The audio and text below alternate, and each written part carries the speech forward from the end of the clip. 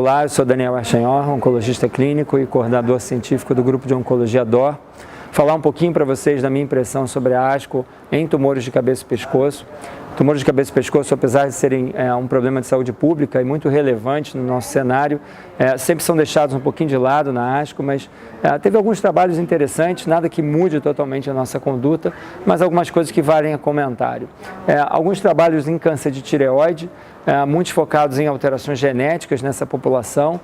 É de nota uma droga que foi apresentada aqui na ASCO, um inibidor de RET, que parece ser bem ativo em tumores de tireoide que tem essa mutação, inclusive tumores medulares de tireoide. Essa droga também foi estudada em tumores de pulmão que apresentam a mutação de RET.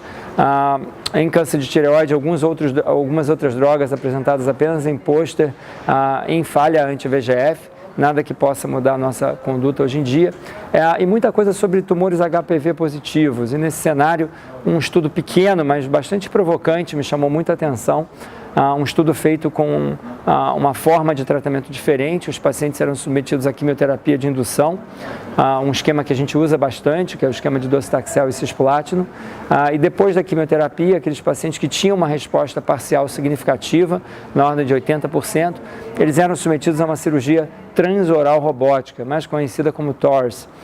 Então o paciente fazia a cirurgia robótica do tumor de orofaringe, no caso, a gente está falando de HPV positivo, então basicamente são tumores de orofaringe, e fazia o esvaziamento cervical quando, obviamente, dependendo do tipo de linfonodo, ele fazia o esvaziamento linfonodal uni ou bilateral. E o que a gente observou, um estudo bem pequeno, mas assim, a taxa de controle foi bastante grande. O que é inovador nesse estudo não é só a associação quimio e TORS, mas também o fato desses pacientes não fazerem radioterapia depois da cirurgia.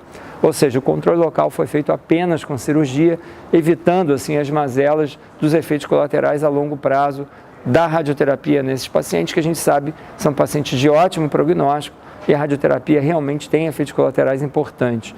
Apesar do estudo ser pequeno, um pequeno número desses pacientes, 3 desses 20 pacientes, tiveram uma recidiva muito precoce, o que provavelmente tem relação com o fato de serem doenças já metastáticas na apresentação. O estudo ainda é um pouco imaturo, mas gera, de certa maneira, uma provocação até que ponto pacientes que vão ser submetidos a um esquema de quimioterapia e têm uma redução significativa da doença e fazem um tratamento local cirúrgico, será que todos esses pacientes realmente necessitam de radioterapia? Eu acho que essa é uma questão que a gente se debate muito na clínica, com a discussão dos pacientes, e a gente tem um pequeno dado provocativo que pode, digamos assim, gerar algumas hipóteses futuras e faz com que a gente talvez tenha que mudar um pouquinho a maneira de conversar com os nossos pacientes com base nesses dados iniciais.